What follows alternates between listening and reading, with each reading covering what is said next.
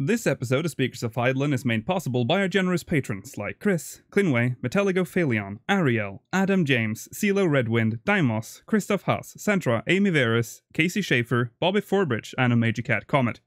Support the show and become a patron today at patreon.com/SpeakersXIV.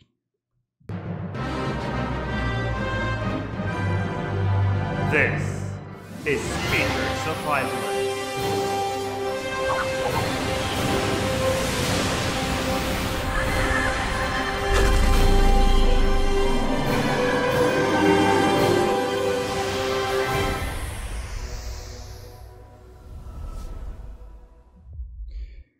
Good evening, Aorcians. Welcome to Speakers of Eidolon episode 64. I'm Lukile Bravestone, and I am joined today by Yas Pot. Maela is feeling a bit under the weather today, so it's just Yas and I today.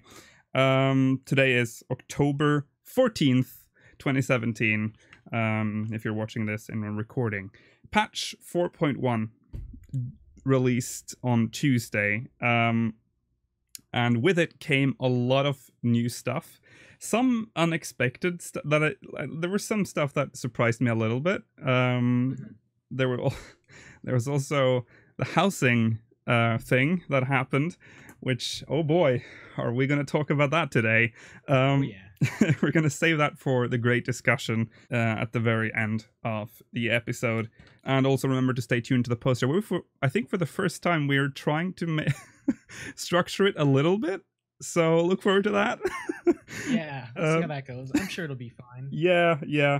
Okay, so first, before we get into 4.1, we have some channel updates. Remnants of a Realm was released on Thursday, which was a terrible day to post it because it was right after the patch. So if you haven't seen it yet, make sure to watch that ASAP. Also in the post show, we're going to read comments from that video and also from the previous Speakers of Eidolon episode. I forgot to mention that. Speakers Place, do you have any updates on that? Yes, I put his question mark. It'll be out on Wednesday. Okay, nice, sweet.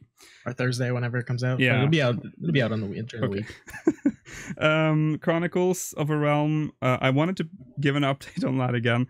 I started recording the other day, so that's happening now. Still no date. I also put up speakers reads, but I also realized that we have not actually discussed who's gonna do the next speakers reads. So no updates on that yet, but maybe soon. Okay. Usually this is also where we would talk about what we've done in 14 this week, but because of the patch, we're gonna just move along because it will probably be answered in this part. Okay, so patch 4.1 happened, released on Tuesday, October 10th, 2017. With it, we got... Let's first talk about the light stuff, like the new dungeon. Also pointing out this, spoiler-free. No main scenario spoilers, so you can relax. We're not going to spoil anything. So let's talk about the dungeon, the Drowned City of Scala, without talking about any main scenario implications. Was it...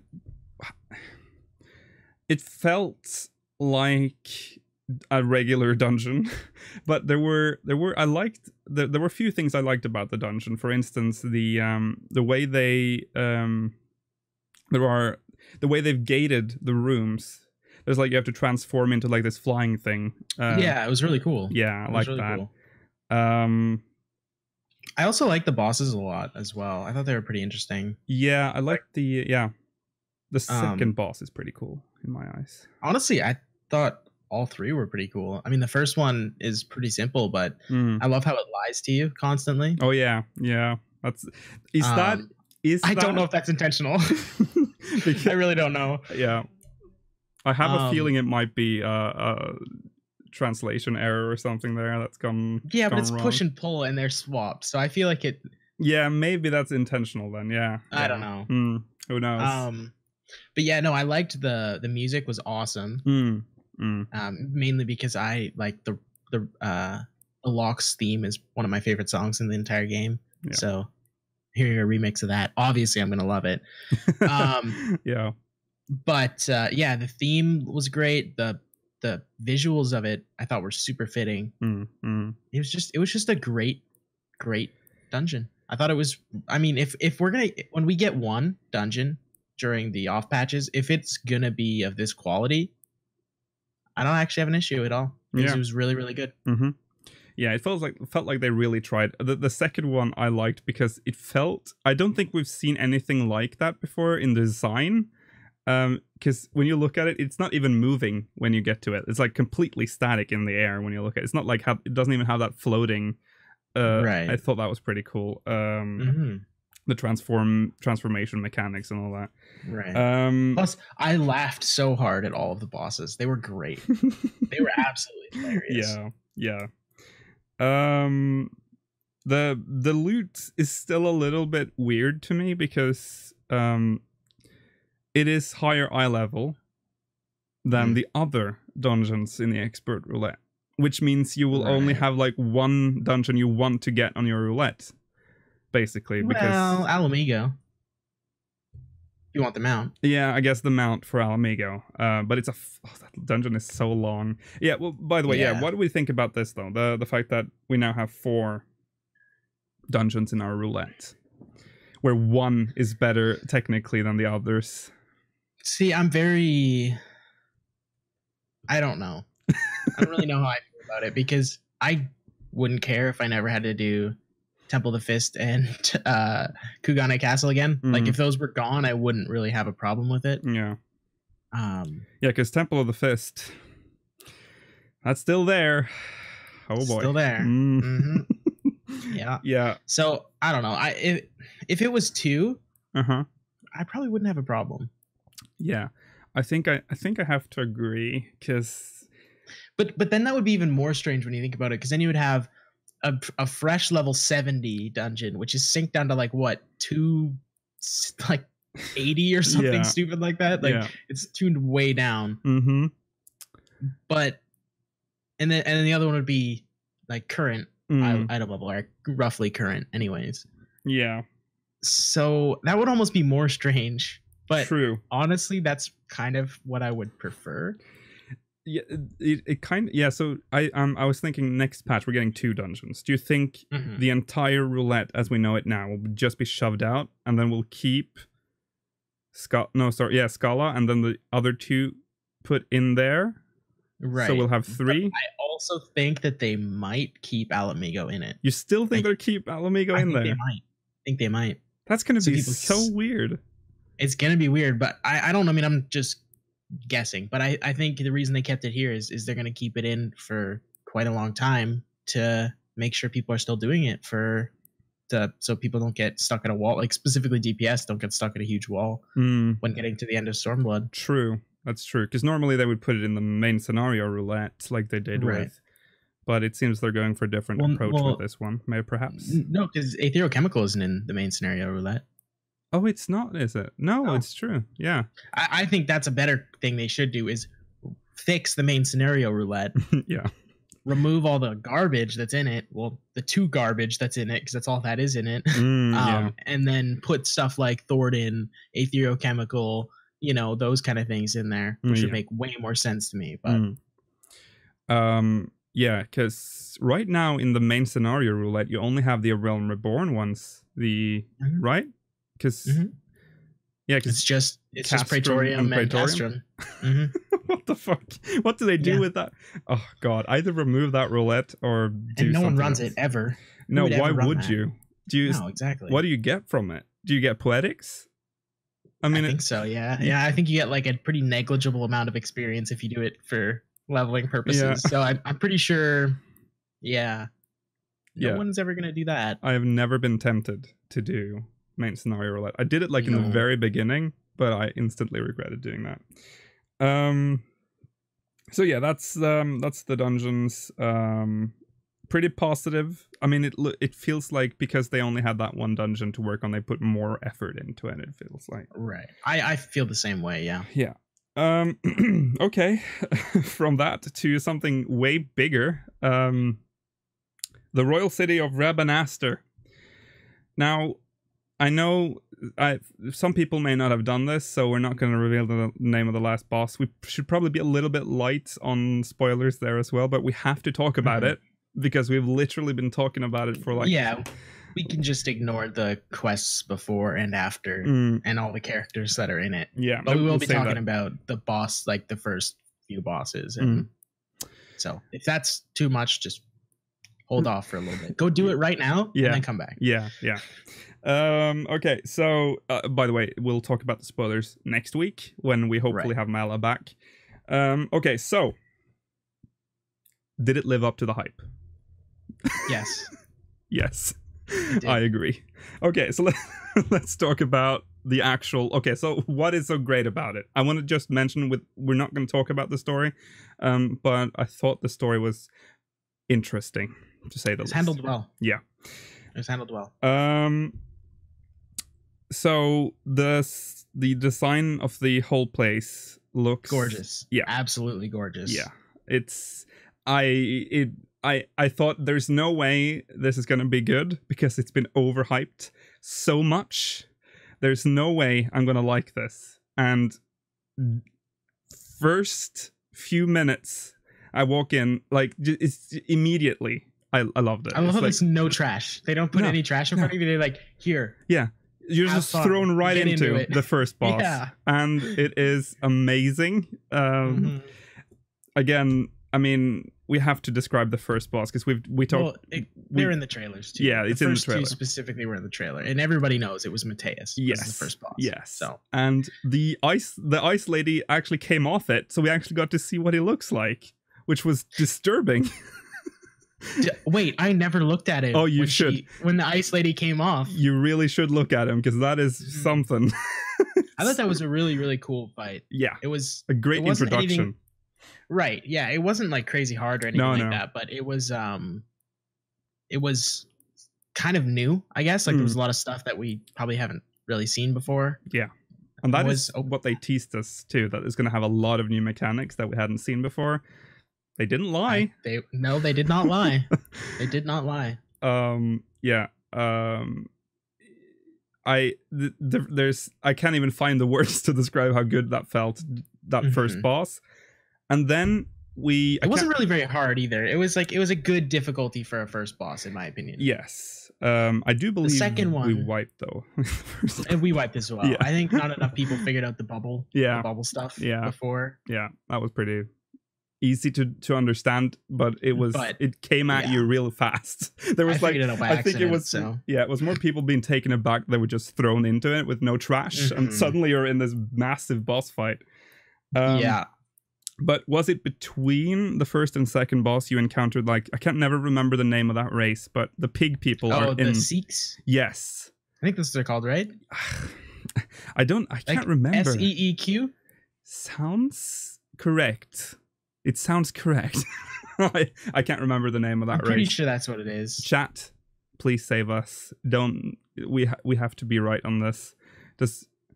Please. Help. I don't want to move on until that. Yes, Sikhs. So Sikhs. Okay, cool. Nailed it. The Sikhs are in the game, which I did not expect. I thought, they already have the Bonga, so that's all. They can't afford another model. Right. By the way, sidetrack. The Bonga models look like ass. Yeah. They look so bad. It kind of did, yeah. But there was like a zoom in on one's eye, and it was like, it doesn't even look like they took the HD remaster model. It looks like they took the PS2 model. Yeah, it kind of did. Also, there's like a point where he holds a book, and the book texture is so bad. You can see like the font is just like pixels. I don't understand definitely PS3 limitations. Yeah. I don't understand why they would... in my mind, when you're doing a cutscene and something is being held up in front of the camera, make sure the textures, at least on that model, is high. Like the textures are high enough resolution to not look shit. I couldn't agree more. But they whatever. It's whatever. So I think that happened between the first and second boss that you encounter the Sikhs. The ones, they're looting the treasure with the mimics, yeah, and a bunch of bunch of chocobos come flying out. Yes, which is really cool. That is pretty cool. Yeah, I was glad to see the red chocobo. Yeah, that was pretty cool. And I've seen a lot of people die because they're like, "It's trash. What is this?" I may have died when I ran this the first time, and Maella just couldn't. Yeah, there he goes. I knew he was going to say it in chat.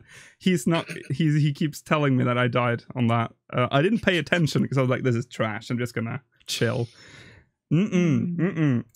I was Black Mage, so I was way back there. Oh yeah, of course. So was he. So, then second boss.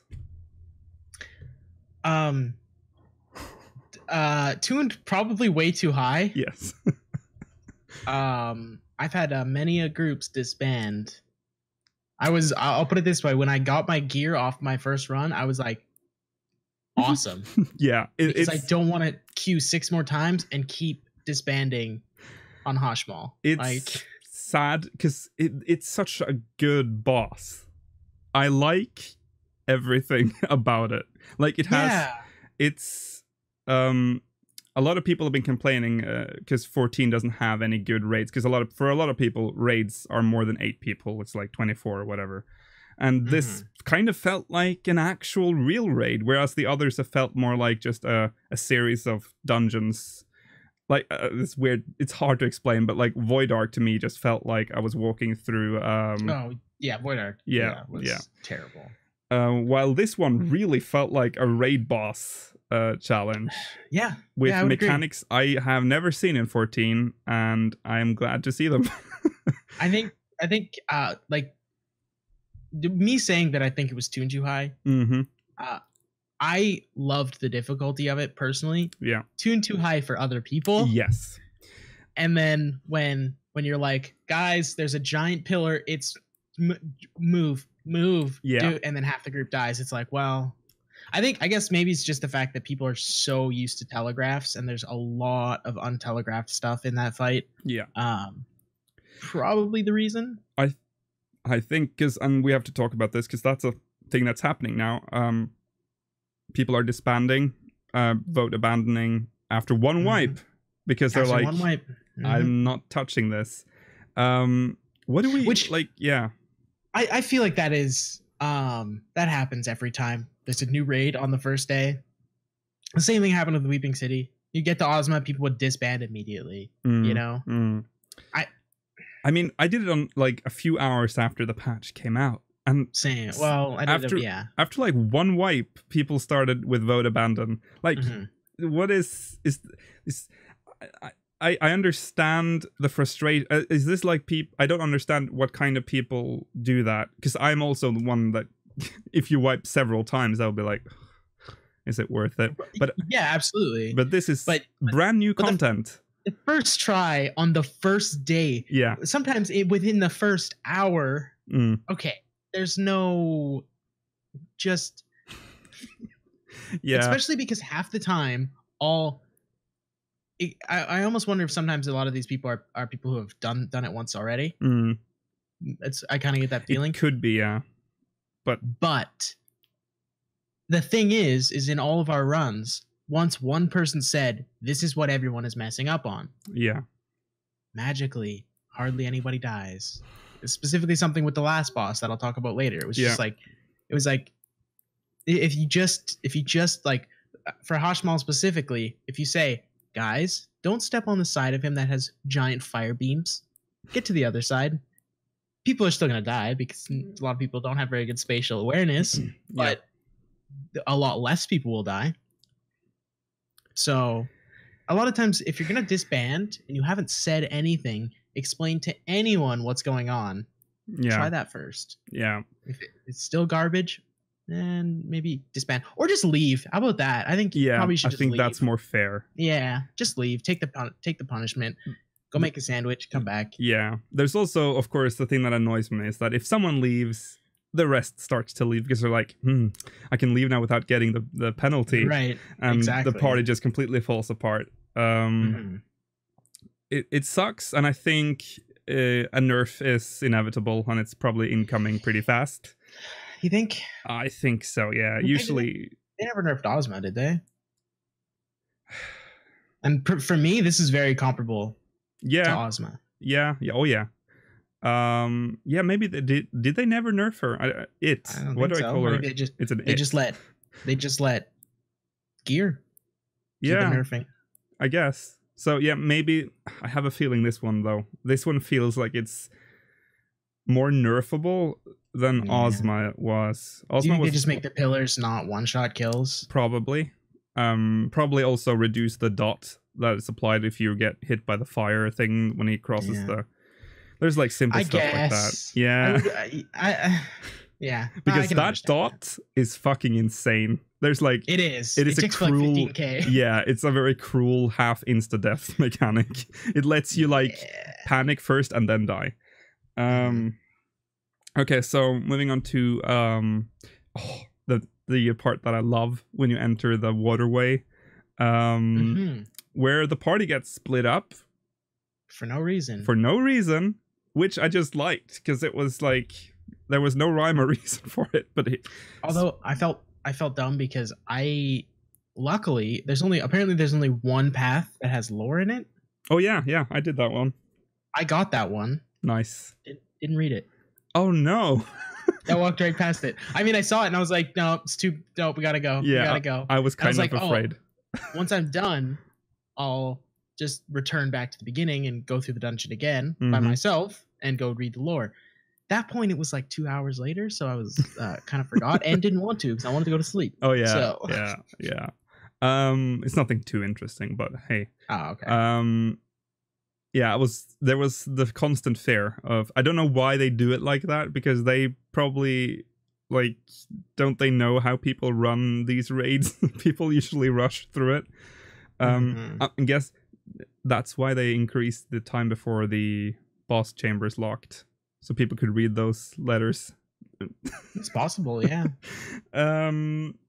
So the third boss. That's the one we've been teased before, the Seahorse Man. Seahorse? I don't know why I keep calling him Seahorse Man. He's not a seahorse. It's a horse man. It's a horse chariot man. It's a horse chariot man. I keep calling him Seahorse Man. I've done that for several weeks now. It's Zervan with a chariot is basically what pretty it is. Much. After that second boss, that one felt a little less crazy, but it did have some pretty strange mechanics.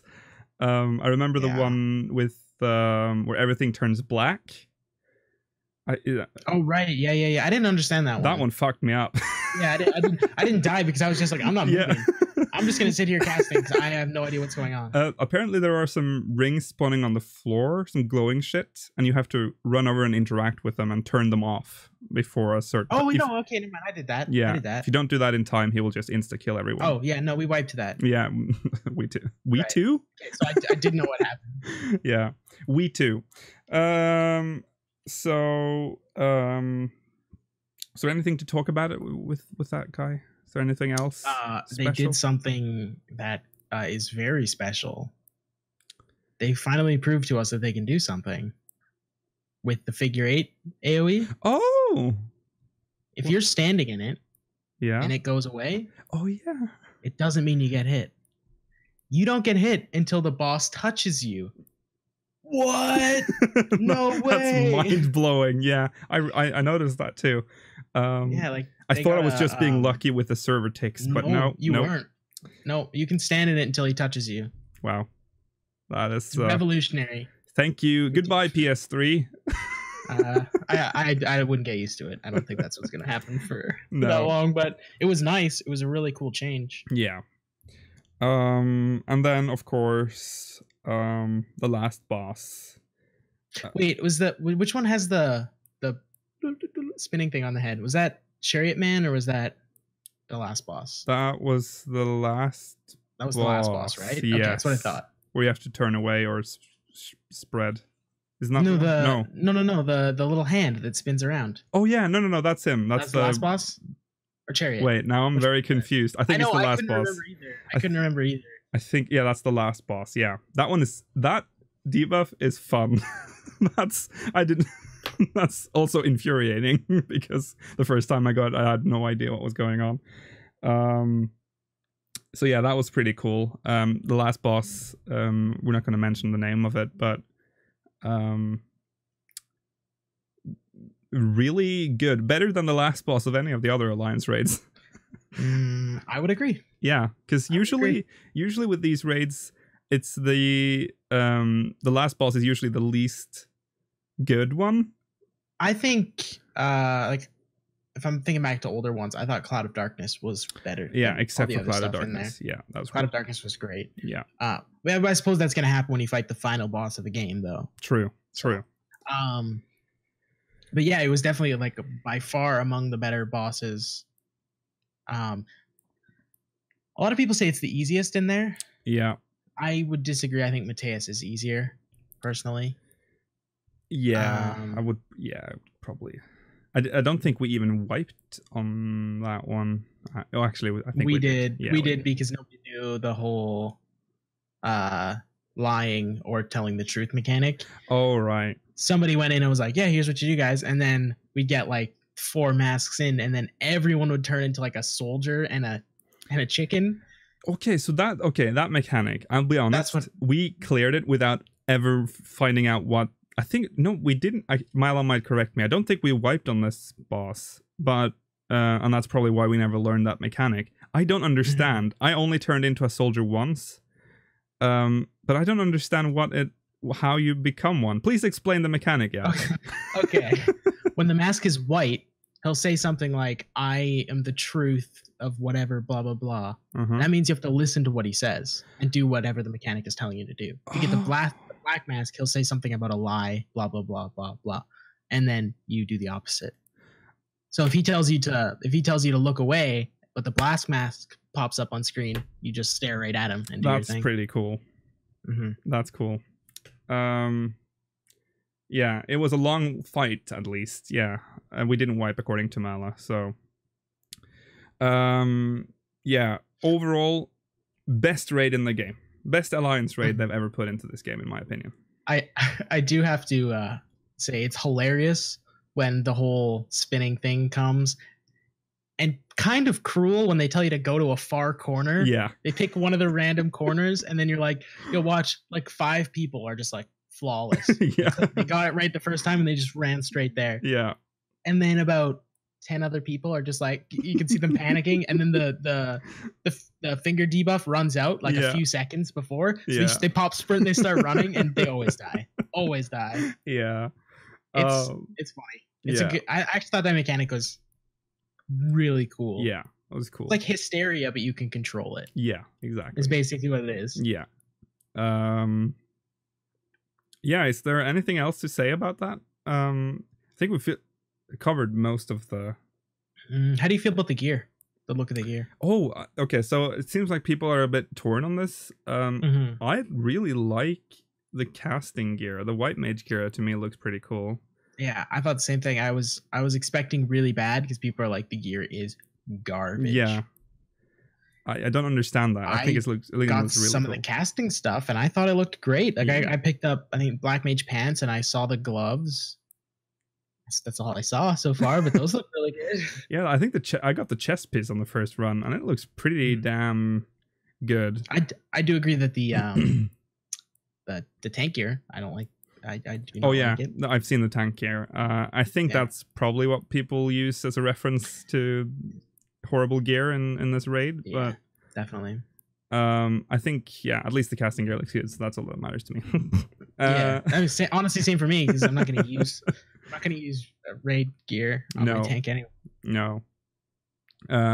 Of course, the augmented gear which you get from the Rabanastrum coin now is a thing. Oh, that's amazing. Yeah. That put me best in slot this week, besides the weapon. So I can't complain at all.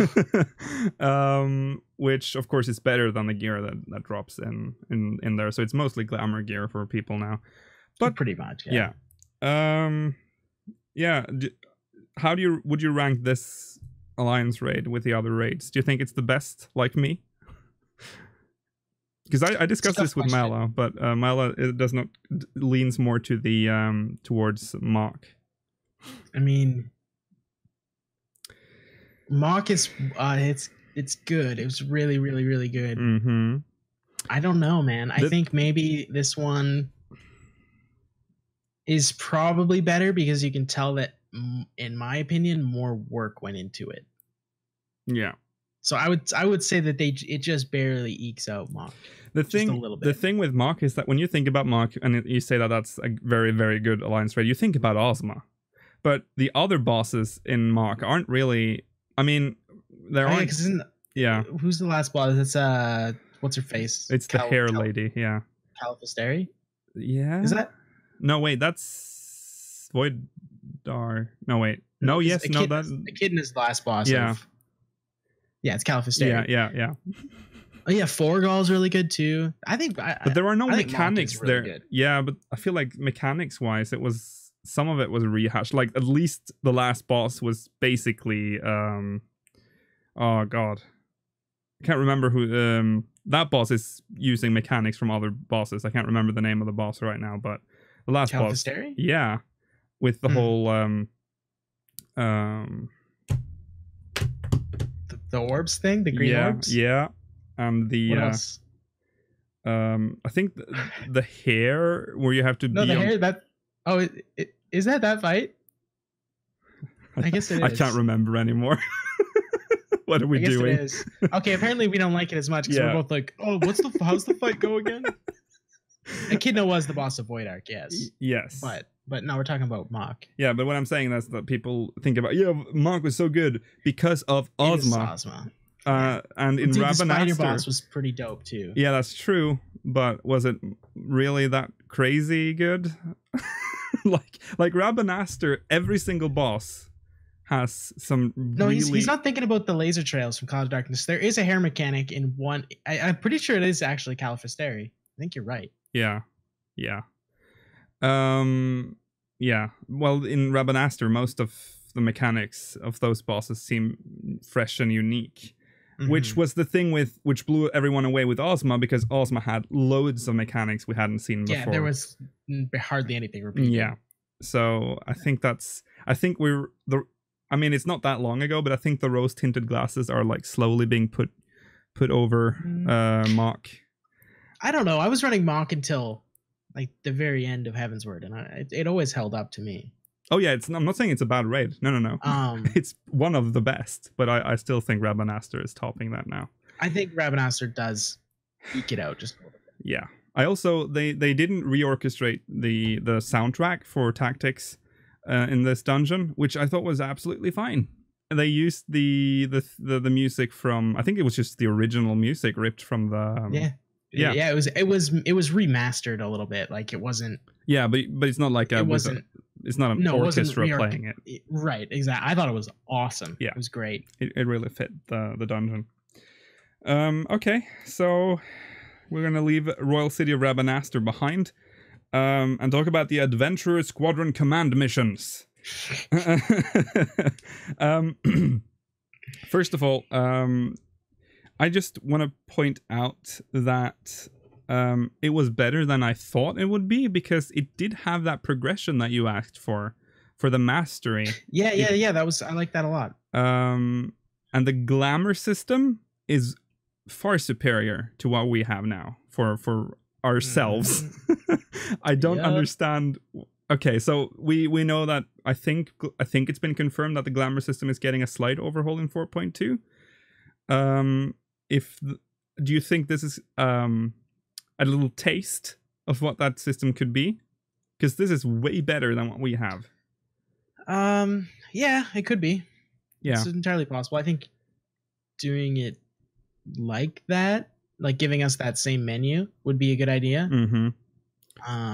Because all you need now is you just need to have the glamour prisms in your inventory, and it will just plop them in there for you. You don't have to there's too many steps to the glamour system in 14 right now. In this system, and you can like put all the glamour on first and then apply the glamour, so you can like mix and match, which I like. Yeah. So let's let's not talk too much about the glamour system. Let's talk about the system itself.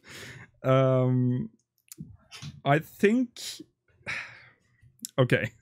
I have been doing the command missions, but there's like, I don't know why I'm doing it. You know?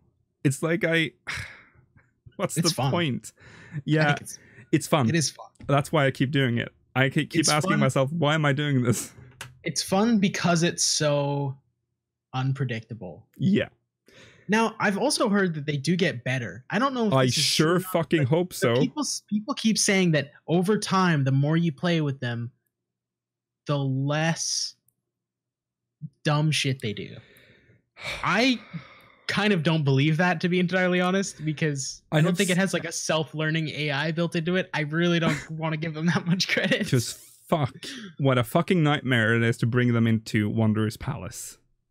Oh, the last boss is a shit show of proportions. We need 2 more buttons. Yes. And this would solve everything. Yeah. 1, focus target. Mm-hmm. If you focus a target, they will only attack that target. Yeah. That's it. Yeah. 2, AoE, goddammit. The tanks are so bad. The tanks will literally... they'll pull a group, right? Mm-hmm. Because they're all tied together. Yeah. They'll use ultimatum and do nothing. Yeah. Mm-hmm. What? It's so dumb. It's so dumb. There's also, but I do have to say something about them becoming better. I did notice something that happened. The first time I did Wanderer's Palace at the pudding boss, the tank would always run to the end of the boss room and try to pull the fucking mobs at the other end of, like, outside of the boss room. There are some flying... that happened to me too. But he stopped doing that suddenly. So I think maybe he has learned to not be a fucking moron during I don't know if that's a thing that happened, but he's no longer doing that. Mm-hmm. I keep having, but in the Tonberry, the Tonberry King boss is just awful. Like, I barely make it every time because he starts running into the big Tonberries, and that's usually where time is running out at that point. Thankfully, I've only tanked that. I DPS'd a lot of them, but I another really ridiculous one was the final boss of Brayflox. Because the only way to get him to not tank it in the poison puddles is to disengage. Mm-hmm. So they all run to you, and you have to go to the safe spot. And I was doing this as Black Mage. Yeah. It's like, all right, I disengage. Okay, you can fight again. Yeah. Like, that's the only way. I know that's... I don't know. I know it's not like they're not going to put crazy amounts of AI work into it, but can't you just have like a variable that's like, if the boss has this buff, just run him around randomly until he doesn't have it anymore. I don't even care if you go to the empty spot. Just run around until the boss no longer has that buff and then stop. It's so weird because we've seen AoE dodging NPCs in the main scenario quests. That's a little bit different though. But because we shouldn't be. But those AoEs didn't move. That is true though. Yeah. They were always, every time you run that quest, the AoEs would always hit the exact same place at the exact same time. I suppose. That being said, there are I guess it's not really that complicated, but like even in the newest main scenario, again, no spoilers, but there's an instance, obviously, where you get a split marker. Mm-hmm. They will run to you to split the damage with you. Yeah. I feel like it's there. Yeah. It shouldn't be too hard to program in some sort of reaction to an AoE. I'm not going to get into that because people are going to flame me in the comments. Well, you're not a computer engineer. You don't know. Right. I just think if the capability of having them come to you when you can split damage, they could do other basic stuff too. I'm not expecting them to dodge every AoE because I understand why that's the way, you know. But if they can split damage with me, they can do a few other basic things. That's all I'm saying. Yeah, because right now if you're not tanking the last boss of Wanderer's Palace, whew, boy, are you going to be sweaty by the end of it, because you have to disengage and engage so many times to get him away from those big Tonberries. The big Tonberry phase is the worst phase, because I can't remember quite what triggers them, but if you, for some reason, do something to them, maybe harm them, they just all come to the middle and kill everyone. It's like a instant wipe. And if you're not paying attention to where the because the tank never holds aggro. All the times I've been DPSing, he's more focused on getting all the tiny tonberries than focusing on the king. So the king is always aggroing me or the other DPS or the healer. Which brings up another issue with this system, and that is if the healer dies in any point in the dungeon, be it in the boss or during a boss or during just like random trash, it does not revive. It does not press OK. They don't have the echo. They can't do it. True, they're like permanently dead. So you have to wipe. They're gone. Okay, what you're supposed to do for that though is you're supposed to run the easiest dungeons first. You're supposed to run them in order. I think they should have forced you to run them in order. I did run them in order though, but there's no way they're going to level up. Because if you run them in order, you get a potion that you can res anybody with. Oh yeah, the company tonic or whatever. Yeah, I have like 10 of those, but still, I feel like they should have. You can't use them in combat. Yeah, but you just. Which is the same as the Phoenix Down Or you just thing. die. Or you just die. Or you just die. I like how they put using. I think that's a 1.0 item, which they've just which is now finally being reused again. That with Phoenix Down, which was revived in Palace of the Dead. Right. People are saying that you can res your team. Yeah, of course you can res your team. If you're a healer. But if you're a healer or a red mage or a summoner, if you're not any of those things, you're not going to be able to res your healer. Didn't say you can't res them. I'm saying that the healer is not resing himself when he dies. Exactly. Yeah, he's not releasing. Yeah. And I technically the Arcanist would have access to res. Does not res either. So. Yeah, true.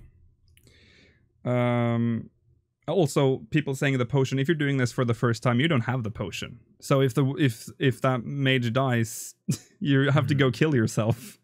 Yeah. That's why I would suggest, if anybody hasn't done them yet, just do them in order, because you're almost guaranteed to get you'll almost guaranteed to get at least one potion. You can salvage the situation. Yeah. As long as you get through the encounter, that is. You got to get through that set of trash, and then everything's fine. Yeah.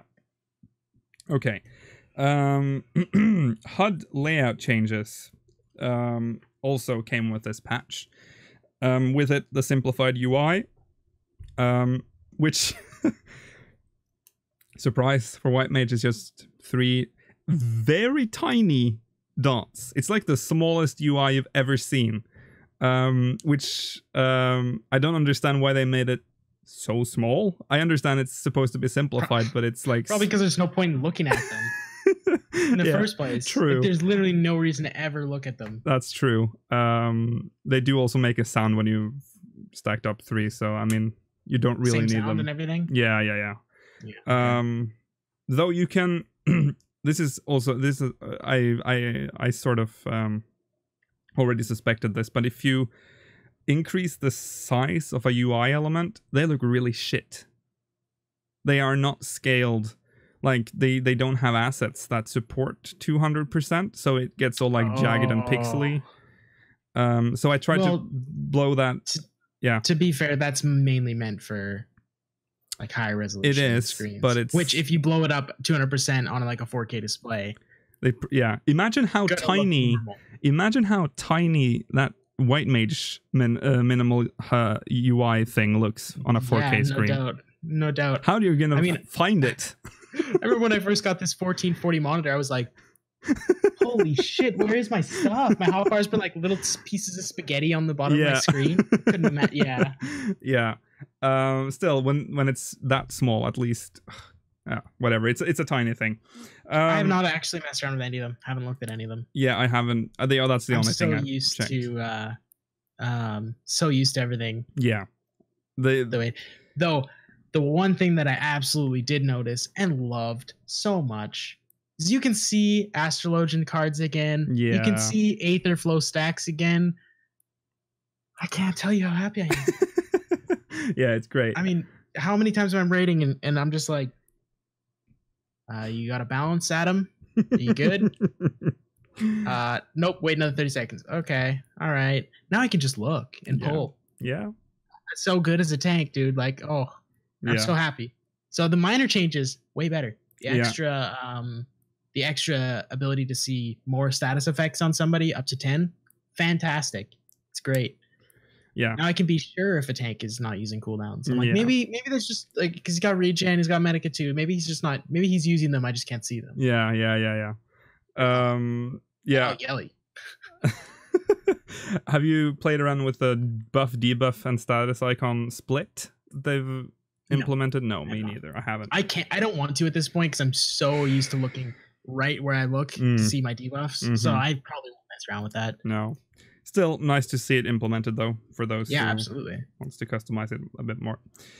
I don't know if there's anything else that they changed with the UI. I mean, a lot of other split stuff. Like a lot of stuff can be split off now. I also like the fact that you can just click a UI element and it will choose it on the list, and you can click the settings icon. Yeah, that is really great. Yeah.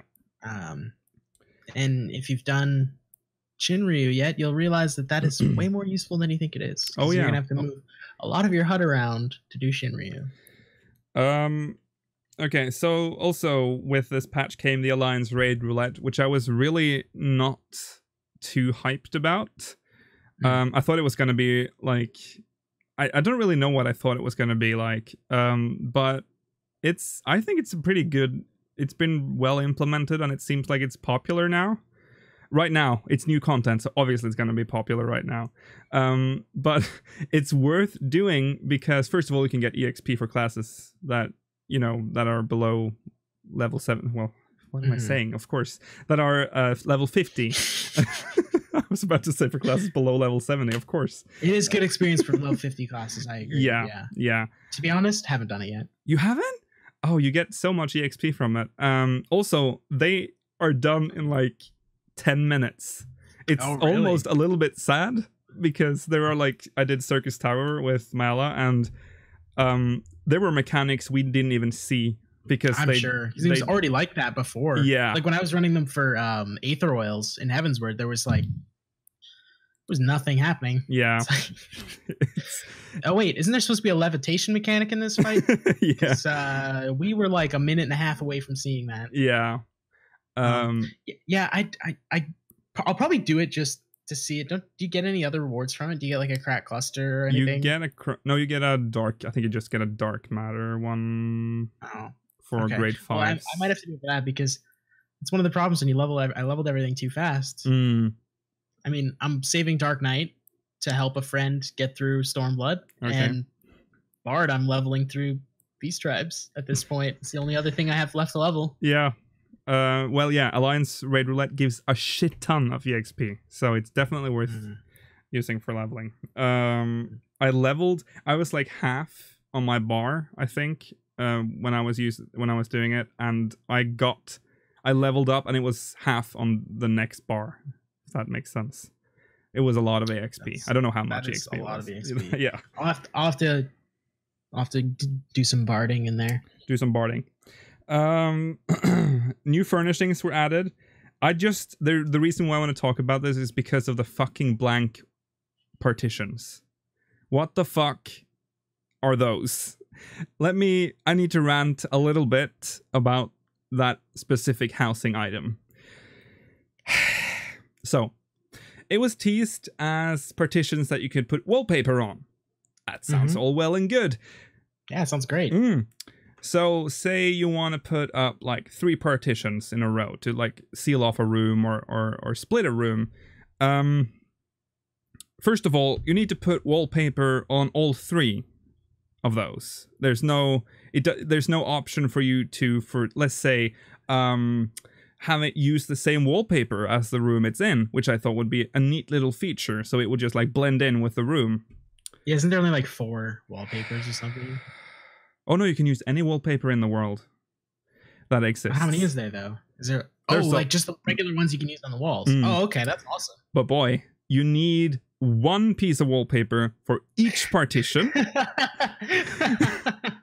It is also interactive furnishing. So if you walk into this room and accidentally right-click, you suddenly open a window because the fucking walls are clickable. Disable that somehow. I sure fucking hope so. But you can disable that. But wait, there's more. Because it's an interactive item, if you have too many interactive items Other interactive items will disappear. It will load out of the house if there's too many items. So we had walls fucking disappearing in our house, which looked really amazing. Okay, rant over. Okay, that's bad. That's really bad. Yeah, apparently there's a limit to how many interactive furnishings you can have. When you reach that limit, things start to unload around the house. We had lamps disappearing. So I had to remove flower pots to make sure the walls would stay there. No, the flower pots, they'll just crash your game anyways. Yeah, true. It was pretty bad, and I sure hope they fix that. Wow. Yeah, I was almost worse than I thought. I was almost half expecting all the walls to have that little arrow that's usually on, like with the name, that's usually on interactive furnishings. I was almost half expecting that to be there. That's how badly this was implemented. God, imagine just having... Oh, I thought you were saying it was. I thought you were saying the arrow was there. The arrow isn't there. Thank the 12. But that would have been the cherry on top, I think. It always boils down to the flower pots, doesn't it? I'll probably stick to regular, for now you probably regular partitions. Yeah, it's not worth the hassle. Other than that, though, I haven't looked too much at the new furnishings. Some of it looks really good. I spent a lot of money on them, so I don't want to talk about it. Have you bought the windows yet? No, they were like $4 on the server. They're very expensive. Not about to spend that much on a window. I really want one. Yeah, the prices will drop eventually. Okay, so Mail is saying that the arrows are there. Are they really? Oh no! I've just turned them off. I think. Everyone's saying the arrows are there. Oh, I forgot. I've turned off the arrows. Oh my god, the arrows are there.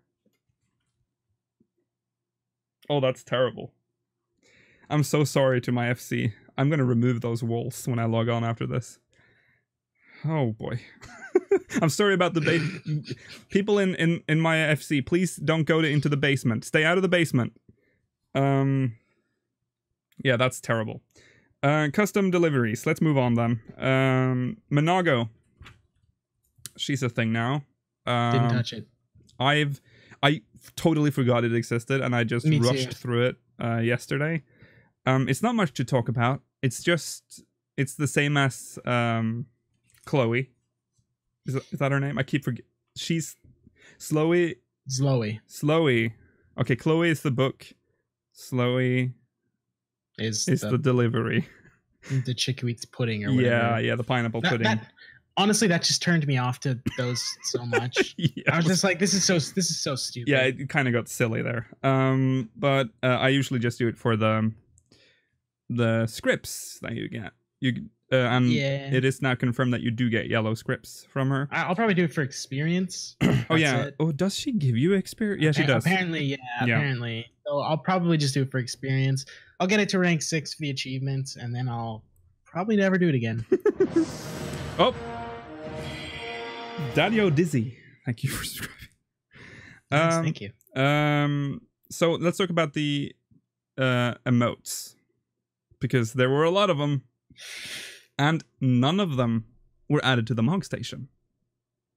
Because I saw a lot of people, because the Final Fantasy XIV community is kind of split. There's the ones that, well, actually, it's a very complicated community. But there's the White Knights, and there's the what's the opposite of a White Knight?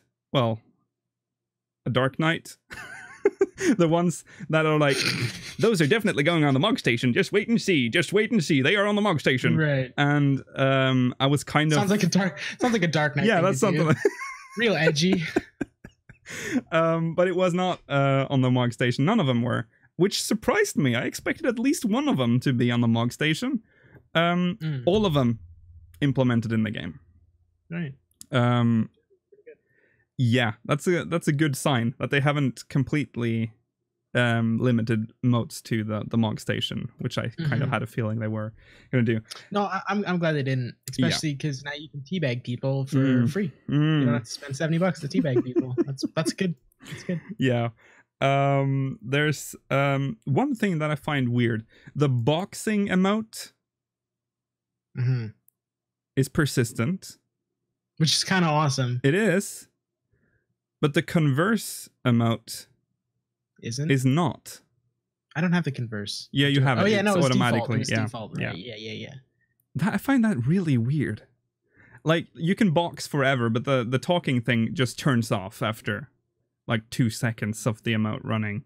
I would have thought, which is strange, because when you talk to NPCs, they will do it for as long as the conversation persists for. Yeah.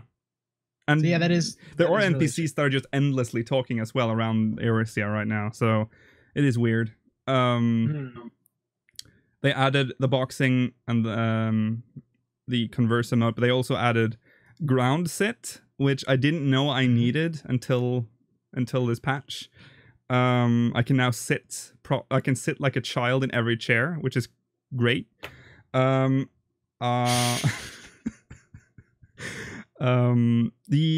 Grand Company emotes, not the Adventure Squadron ones, but there are also now at ease and attention emotes. The attention one is so funny to me. Yeah. I will just walk up beside my friends and just stand there like a pencil. And it's especially funny because you're an Ellison, so it's like exactly. Just I'm like the stick. skinniest, like exactly. It's amazing. Yeah. So yeah, I think all around is pretty good. I can't remember all the other ones, but there were several others. There are expressions. Push up. Oh yeah, push ups. The expression ones were by default as well. Yes.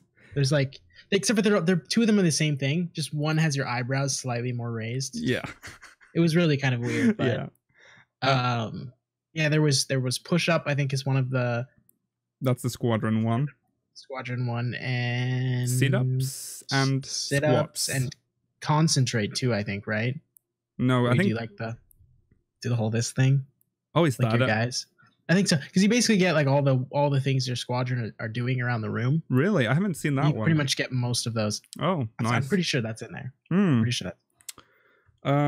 Yeah, all of it is in game. They did add some stuff to the Mog Station though. One of them was a jump potion for retainers. Thought that was interesting. That was okay. Why not? There was also some which made me think about the blank partitions again. There are some new wallpapers released on the Mog Station. Yeah. Those poor souls that bought those just to fill up their house with the blank partitions and realized how much they had to buy. And they all disappear? And then they all disappear. Oh my god. That's terrible. Yeah. By the way, I thought that was a thing that was only going to happen to 32-bit computers. I remember this all the way back. Probably. But makes no sense to me then, because this is not. I'm not running a 32-bit system. Oh well. Beast Tribe dailies. The Kojin. What do we think about that system? I mean, it's the same system. I mean, it's the same system that we've known before, but they're fun. They're all right. I didn't really pay much attention to the story. There's too many cutscenes in there. Yeah, it was getting too much. I was like, I'm gonna be disappointed if it ended up being as good as the Vath, but like there was just too much. Yeah, like they were just after a while, it was like, okay, I got other things to do. I want to just get these done. I don't need 40 cutscenes about a turtle. No, you know? No. As far as the experience goes, amazing experience. I have not tried the experience part. I noticed that if you're at level 70, you get creation tomes, which is pretty weird. Yeah. Well, I guess that's not incredibly weird, because in Heaven's Word, it was. I thought it was the second tier one we got there. Right. The first one would have given us the equivalent of Verity, and then the Vanu or the Vath gave us the capped tombstone. Really? So. I can't remember. This feels so long ago. Okay, yeah, so it's not that weird then. But yeah, also of course have to mention the currency tab now. Great. Fantastic. Really good. It also of course came with a venture thing as well, so that's thank God. My inventory is happy. Changes to the veteran rewards happened as well, and the achievement point system. So the veteran rewards. I've not checked that out yet. You haven't? Okay. No, I totally forgot about, to be honest. It's better than we feared, because I saw a lot of people were like, when we said there's no way they would, like, if it costs this much achievement points, you're gonna lose achievement points. And I saw a lot of people in chat were like, oh boy, famous last words. Don't worry, that's not happening. Okay, good. The moment you talk to Jonathas, he immediately gives you a certain amount of certificates. They don't, depending on how many. Yeah, it's the number of achievements you have. It's what you're going to get in certificates, which don't take any room in your inventory. You can't check it in your currency tab or anything. You just talk to Jonathas, open the store window, and it just says how many you have. Use this many. Yeah. Okay. Can you buy any items that are not? Because the reason I kind of didn't jump to check it out is because the way they worded it, it was like, these are all old veteran rewards. Yeah, that's what they are as well. There's nothing new. There's nothing new in there. No. Right. But it does. I mean, if they change the reward system, maybe they might add something. It feels like it's something they could build on here and make the achievement points. Because they're not going to add new... See, I feel like they have to build on this system eventually, because there's never going to be any new rewards, veteran rewards added in there, because the reward system obviously has changed. Or do you think they're going to add new veteran rewards now that they've sort of reset the clock? Like back to the original way? Absolutely not. No. So we'll see how that system works. I like the fact that it didn't actually cost your actual points, because I did start to get worried. Would never spend Yeah, I would never. Now, can you, for example, can we go back and, since we've gotten all of the veteran rewards, right? And like, obviously we got our Fantasias and stuff. Can you just go buy another one? No. Fantasia's no longer an achievement reward like that. Oh, right. It drops after Ultima. Right. Yeah. So can you literally buy nothing then? We get nothing. You can't buy anything. All of it is unique, so you can't. What? So it's a worthless system for us. That is completely worthless. Yeah. I mean, that's clearly a system intended for new players who won't be able to get the past veteran rewards. Right, but also the people who've been playing the longest are the ones who have built up the most achievement points. So they have the most reason to use this system. Which is why I'm saying they're probably gonna add stuff to that eventually. Hopefully. Yeah, they better. Yeah, we'll see. I mean, they almost have to, because when you think about it, achievement points are they're going to build up forever. There's not like it, like I'm sure at this point a lot of people have enough to buy every single reward, even if they didn't have them already, would have had enough to buy every single reward and still had extras. Yeah. So if they don't add anything else, then this whole system was a waste of time.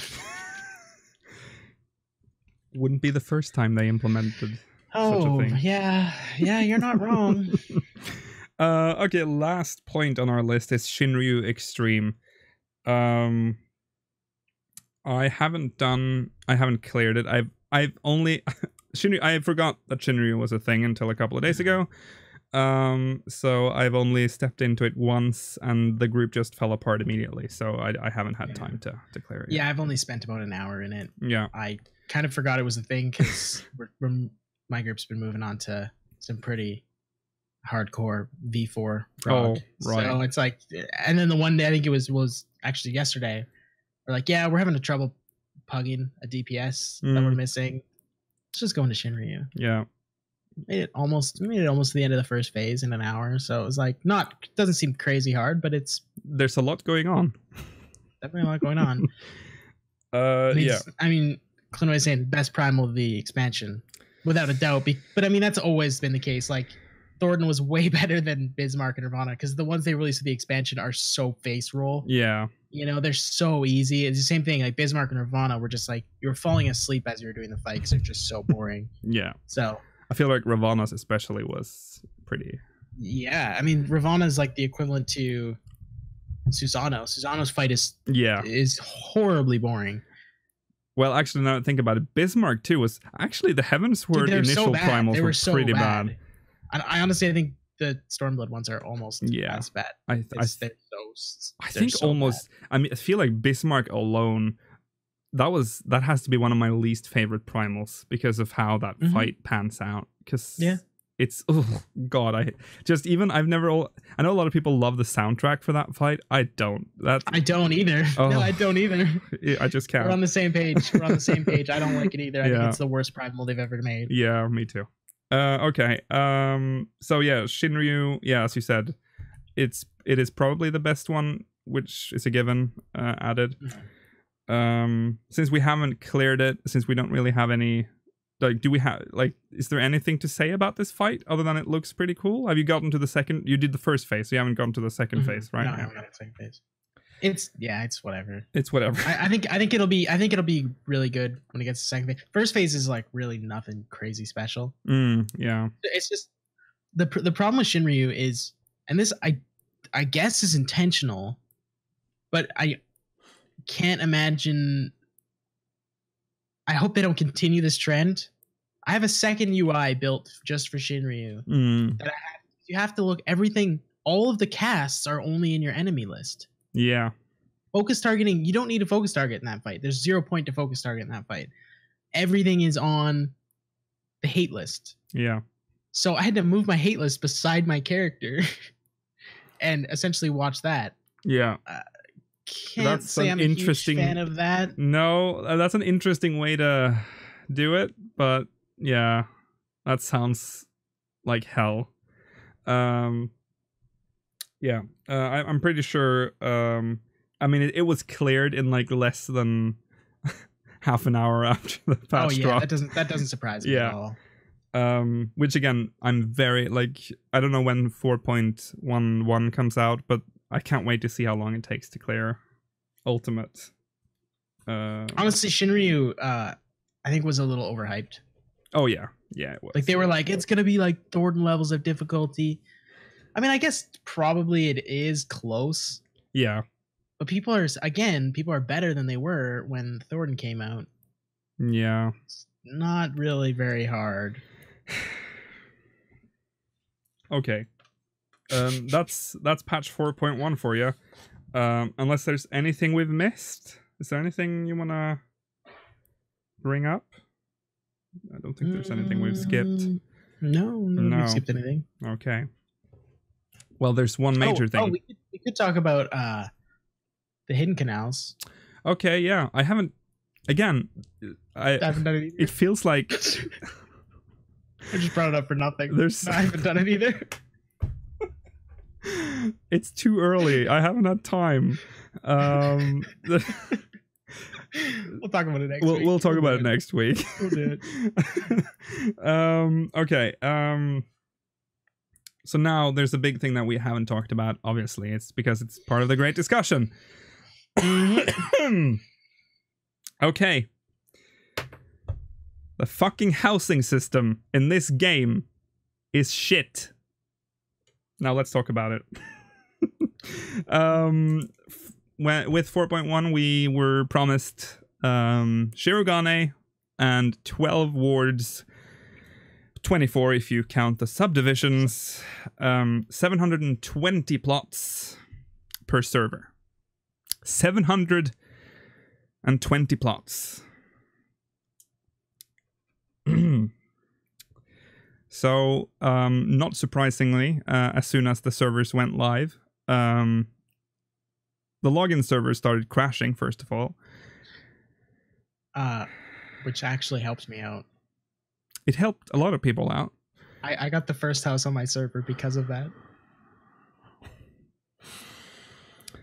So people started logging in with their alts and whatnot, and free companies bought up entire wards in a matter of minutes. And I've seen reports that wards have been sold out between 5 to 15 minutes on all servers after the patch went up, which is insanity.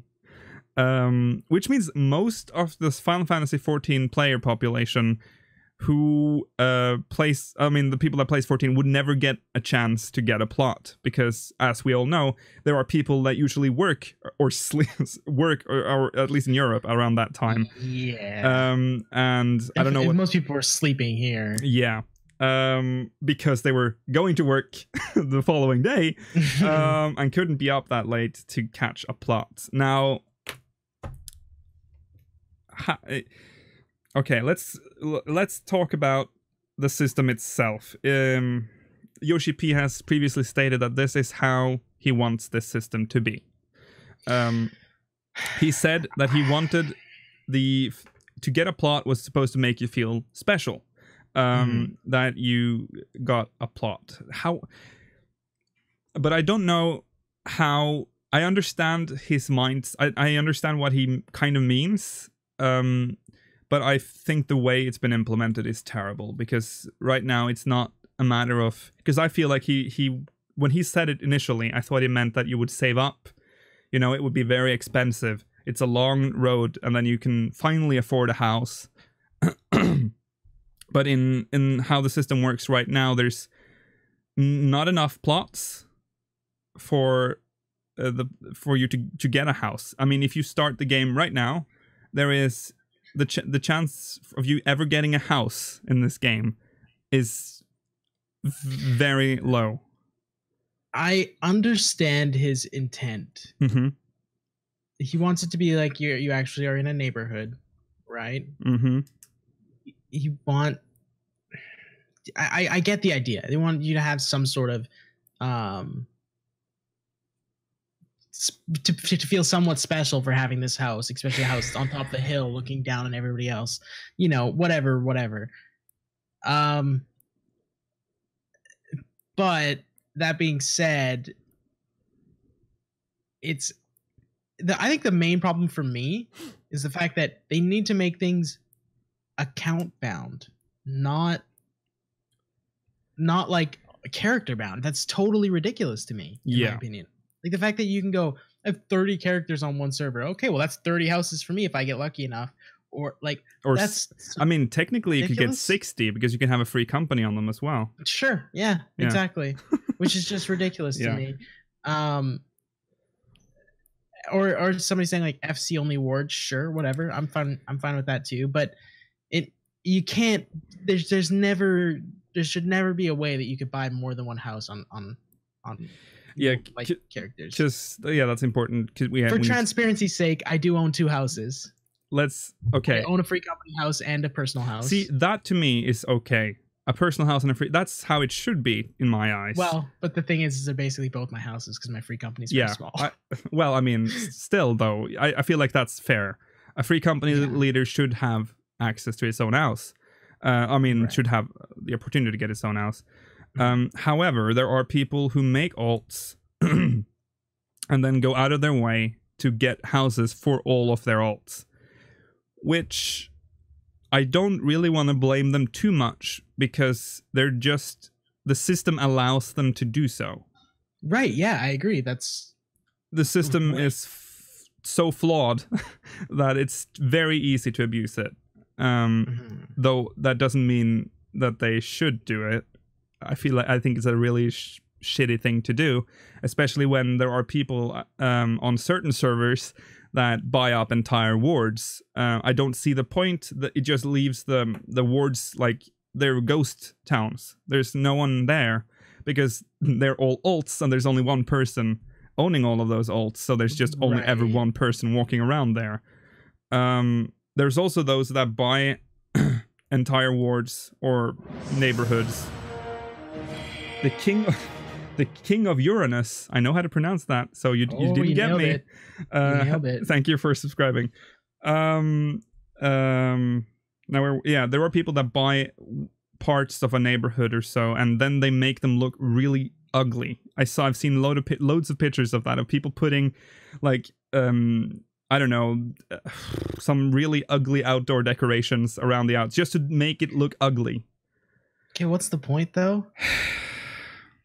I don't know. They're trolling, I think, in their own way. Like, haha, look at me. I have 10 houses and I'm gonna make it look shit.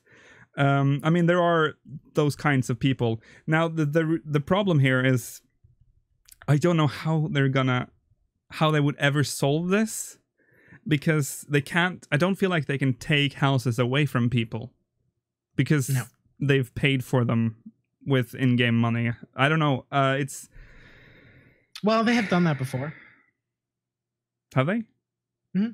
Have they removed people's houses? Yep. When? What? For what? If people have gotten them like stolen from them in ways that the game allows you to do, technically. People who have, bought houses and for the sole purpose of selling them, they've gotten their houses relinquished. I mean, it does happen. Yeah, that's true. I'm not saying that it's impossible to do, but it's just like, what house do you remove? Do you remove all of their houses, or do you let them keep one? I mean, they did. I mean, I think it's against terms of service to own multiple accounts, but I don't think it's against. I think it is. It's been a while since I've read the terms of service. I don't really ever read the terms of service. I don't see why it would be. That seems kind of strange to me. It's not a lie. Maybe I'm wrong. But still, if a person has 8 alts on a server and all of them has a house, there's nothing wrong with that. I mean, all of his characters have a right to own a house according to the current rules. According to the rules, yes. I totally disagree with that, personally. Like, morally, you shouldn't. Morally, I disagree with... Exactly, yeah.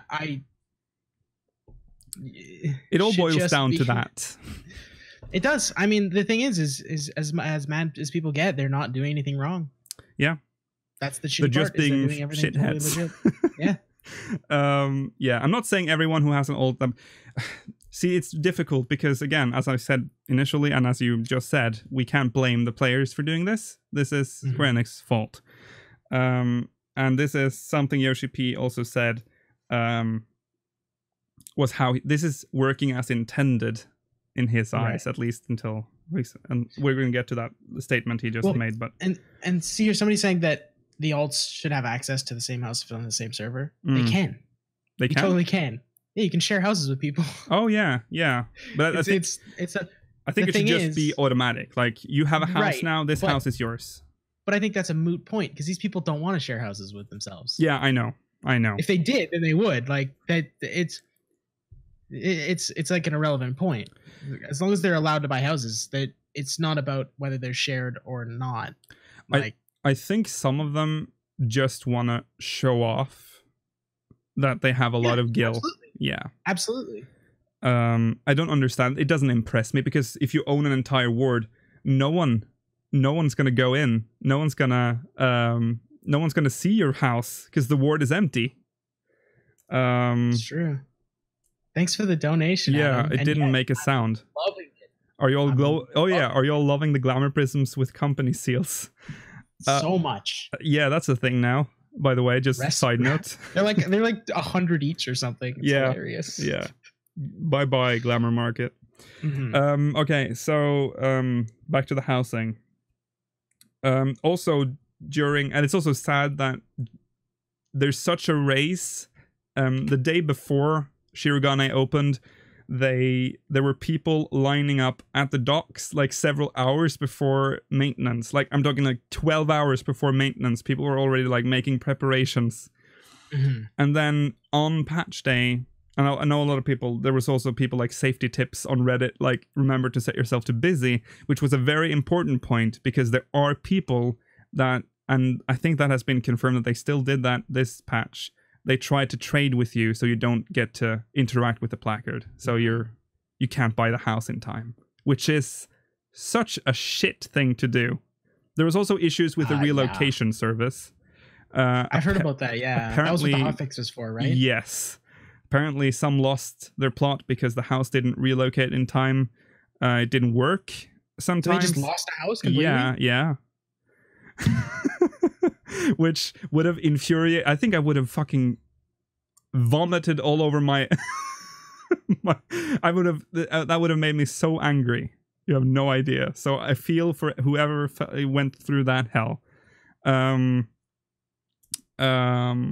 Yeah, the housing, we've talked about this like in the podcast, like ever since this system was implemented, that this is fundamentally flawed. But I also, I don't know if I would want instance housing either. Yeah, I was just about to say, yeah. Right. Like that's such a, maybe have it as an option, maybe. Yeah. It's such a good system at like instance housing on paper. No, the what we have now. Yeah, I agree. I read somewhere that Lord of the Rings Online, which has been referenced twice in when we talk about 4.1 with the with the perform feature, which they already had and sorted out in Lord of the Rings Online. Also, not instance. They had a similar system to 14's housing system, and when a ward was full, a new one would automatically be generated. Right. The problem there, though, is how much of your servers do you want being housing? Exactly. That is the second point I wanted to make, because I just want to respond to that, because the reason why we don't have that here is because of how I don't know how the Lord of the Rings Online system worked, but it might have been limited. It's not that it was necessarily limited; it's the fact that it probably wasn't the player base wasn't that big. But still, how the system works now, it would have meant we had eventually had 1,000 wards on a server because of all the guild bots and whatnot buying housing on their alts. But still, we're going to now move on to some recent development in this story. Yoshi-P, and I'm going to read a quote, and hopefully if I've done everything right, the quote will show up on screen. So he posted a response on the official forums with the headline, "In regard to housing in patch 4.1. Hello everyone, this is Final Fantasy XIV producer and director Naoki Yoshida. Patch 4.1 saw the introduction of the residential area Shirogane, and though we are pleased to see how many players are enjoying this area, we also received a great deal of feedback regarding this newest addition to housing. While a great number of you were interested in either purchasing or relocating to a plot in Shirogane, we failed to prepare sufficient plots for players, and for that I deeply apologize. This problem was only made worse by the increased stress on the servers from players rushing to log in after the end of maintenance. As a result, the system implemented to prevent players from abusing the relocation feature failed to function properly, preventing some players from relocating altogether. Although this issue will be addressed in today's hotfix, we understand this does not address the underlying issue. In light of the feedback we have received, we will be working to bolster... sorry, wait, oh shit. I lost the rest of the... Wait, hold on. Oh yeah. We will be working to bolster our servers in preparation for additional wards in the Lavender Beds, the Goblet, Mist, and Shirogane by patch 4.2. We've also received considerable feedback as to how they should be added, and we will be making an announcement outlining the number of new wards and how they will be sold after reviewing said feedback. To prevent speculation, we will refrain from releasing information until absolutely necessary. We ask for your patience and understanding until we can provide you with these details. I hope we can count on your continued support and that you all will continue to enjoy the various new content added in patch 4.1. I mean, sure. Same thing's gonna happen, to be honest. This is deja vu, because the same thing happened before. I think this was a planned response, because there's no way they didn't see this coming. But I don't think they planned for the relocation service to... That is true. That was, mess up. Yeah. And that is... That is awful. Terrible. That was my worst worry. Because we were planning to get a mansion, which of course didn't happen because I was so early in queue, but the login server crashed, so I just gave up and logged out. So you guys didn't get anything? No, nada. Oh yeah, I have a very interesting story to tell with how I ended up getting on that day. You want to tell it now? Go ahead. Oh yeah. Yeah. Oh yeah, I do. So as everyone knows, the launcher, hardcore crashing, right? Mm-hmm. Just an absolute mess. Yeah. But I was doing the whole go back to check the server status and go back and it'll refresh your play button. That was working, but it was taking forever. Yeah. And the servers went live at 5 a.m. for me, right? Mm-hmm. And the way it lagged and loaded at 5 minutes or 5 o'clock and 1 second is when that loaded over.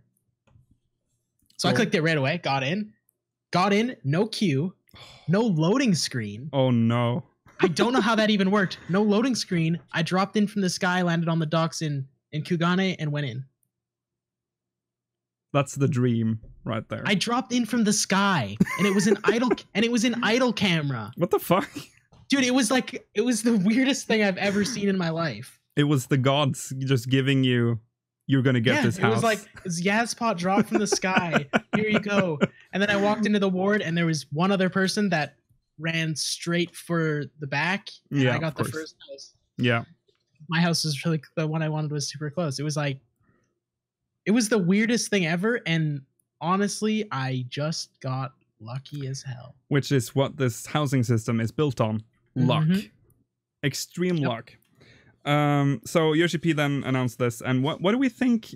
Okay, so he said something, because normally he would just say, we haven't added enough plots. I'm sorry, please look forward to 3 more new wards in patch 4.2. Which somebody's going to take all of them anyways. Yeah, it's going to be the same shit as 3.4 or 3 or 2 or whatever.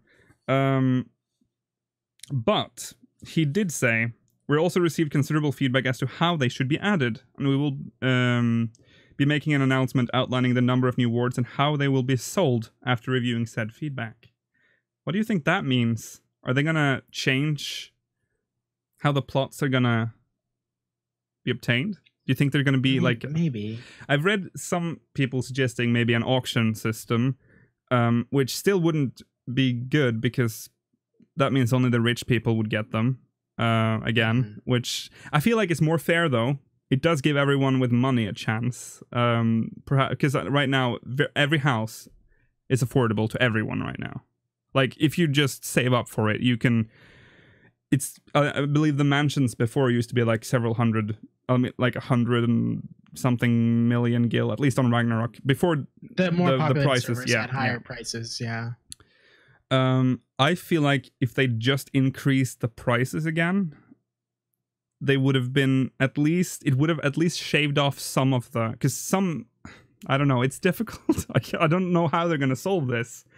Some also talked about having like an RNG system where you go for the plot, you get put on a list, and after a timer ends, it's like a lottery and it just pulls one of them. I don't know about that. I mean everything is fairer than what it currently is. Because some people don't even get a chance at all. I mean, yes and no. Like, I understand both sides. But how do you understand the current system? How is the current system? Well, because it is first come, first serve. That is, in a sense, in itself, a fair system. If this was the real world, yes. Right. But and that's in the real world, you don't have 8 versions of yourself running around. Right. So, but in theory, it makes sense. Yes.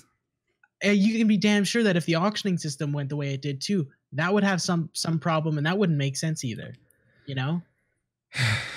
Like, this is in a hypothetical where everything works exactly the way it was intended to work. And that doesn't tend to happen, specifically with housing on top of that. Like, that hasn't happened yet. I can't see it happening now. So I think people are going to be mad regardless. Oh, yeah, that's for sure. No matter what happens, people are going to be mad. So do I think an auction or a gambling system would really solve anything? Not really. What would solve everything would be limiting the amount of houses an account can hold per server. I couldn't agree more. If I honestly think it should limit to the account overall, not even per server. Oh, really? It should be a one house or one personal and one free company house, account locked, no matter where you make your character, flat out. Yeah, I guess that sounds very strict, but yeah, it would. But it should be, you know.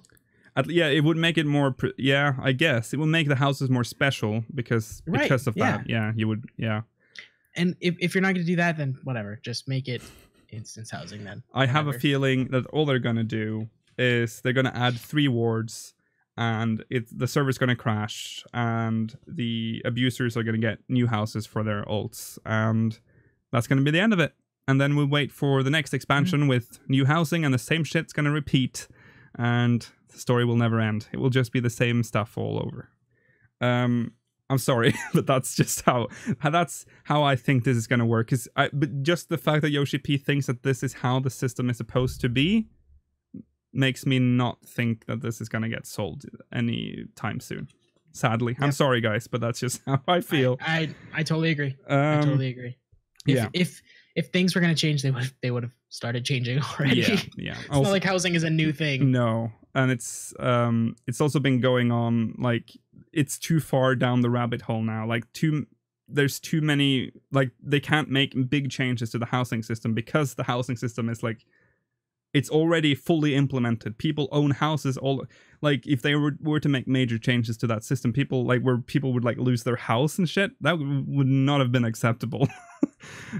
So hey, yeah, maybe, as you said, maybe they'll make some sort of instance housing. Some people talked about, you can just buy an apartment, which, by the way, is also limited, but also an apartment.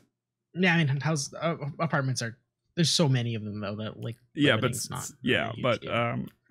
have you seen an apartment in 14? They're horrible. Yeah, I've heard a few people saying, like, allow you to put some outdoor stuff in your apartment, being able to grow gardens, maybe being able to upgrade the size of your apartment over time. Yeah, which all that stuff would help. But as long as there's houses in the game, an apartment's never going to cut it. Yeah, apartment is just something you get because you can. Again, it's that mentality of giggles. Yeah, I've never used my apartment ever. Nope, it's still an empty room. Yeah, same.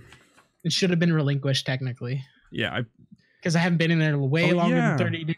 Whatever. Is there auto demolition on apartments? Oh. No, that's why we both still have one. So technically, okay. So if a ward runs out of apartments, it's just never going to open up. I wonder if they're going to announce more apartments. It's the same thing they said before. If the apartments get filled, we will give more. We'll add that 3 never more happened floors because nobody gave a shit. Like. Yeah. Well, let's hope that we're wrong. Maybe there's the light in the end of the tunnel here. I hope so. I feel for everyone who didn't get a house this patch. I know how much it sucks. Although I should probably, I don't know if I've told this on the podcast before, but I have a very technically a very sad story about our free company when they added wards in, was it patch 3.2 or 3? It's one of the two, I think. When they announced they were adding 3 new wards to the existing housing districts. So we thought, okay, we had a plan to buy a mansion ever since the housing system was implemented, but because we couldn't afford it at the time, because remember, this was when housing was extremely expensive. Like, we paid for the house, we had a house which we had paid, I want to say almost 100 million gil, I think, almost. It was like 70 or 80 million gil or something crazy. And so we decided that, okay, we have not been able to get a mansion since A Realm Reborn. This might be our only good chance to get one. Now, this was, of course, we didn't have the relinquish system, so we had to the relocation system. So we had to relinquish our plot the day before. This is a house that we had since the housing system was implemented, so it was kind of sad to leave that neighborhood. So we made like a big deal out of it. Now we're leaving Goblet. We were aiming for Mist. And everyone had to kick members that didn't log on because their chocobo was stabled. So we had to kick them. And there was a lot of stuff happening. And then when all of that was done, I remember the day before it was Orange and Vero and me. Vero was an old host in this podcast. We dressed up in I think it was like our wedding clothes, and then we marched out of Goblet and out of the exit, and then we said goodbye to all the neighbors on the way.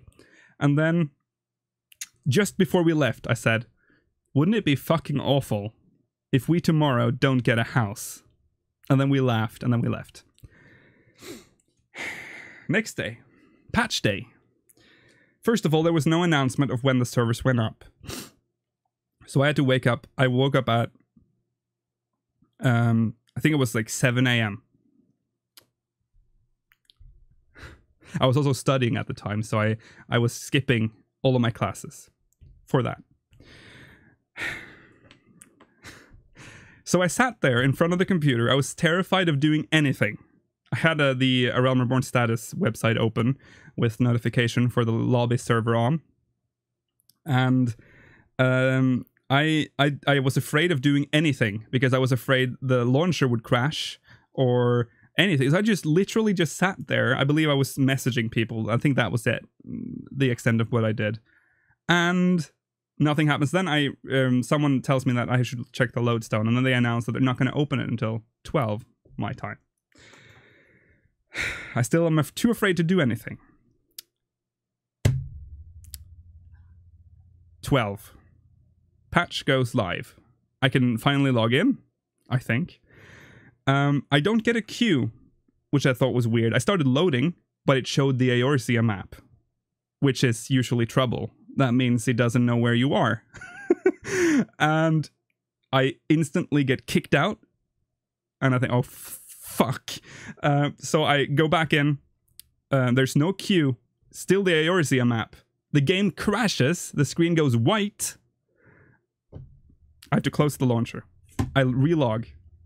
At that point, you're already like, I'm already screwed. I'm like, oh, this, I can't believe this is happening. And I was like, everyone was dependent on this, on the house we had before, because people were there were gardens, there were people were training chocobos, and all of this was just like going in my head. And I was like, oh my God, I've fucked it up, haven't I?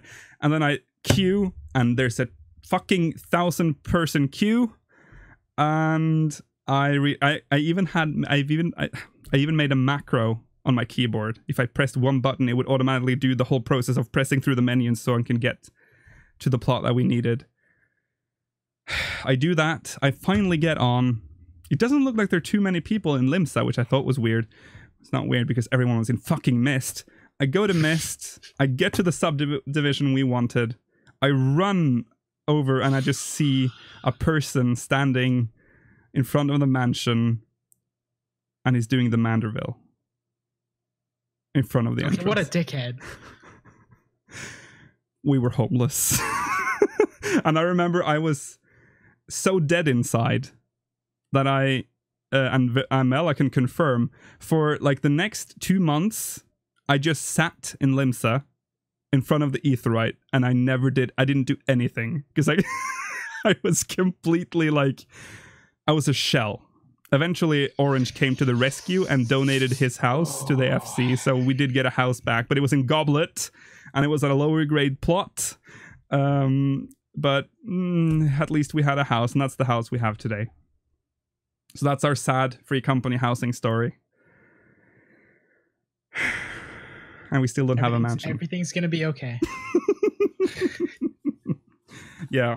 After this, I kind of gave up on the mansion. It was like I didn't... When the servers crashed, because I was like number 100 in queue, and I was like, oh shit, this is actually happening. Mm-hmm.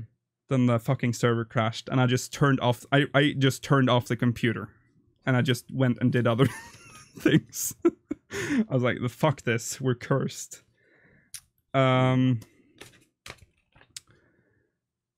Yeah, I also, just to make it worse, I put on there's like some glamour you can, I can't remember what it's called. It's like the very like adventurers clothing, like ripped up clothing, and I put on the the face Holy paint with shit, so I looked dude. like dirty, and I just sat in Limsa and looked miserable.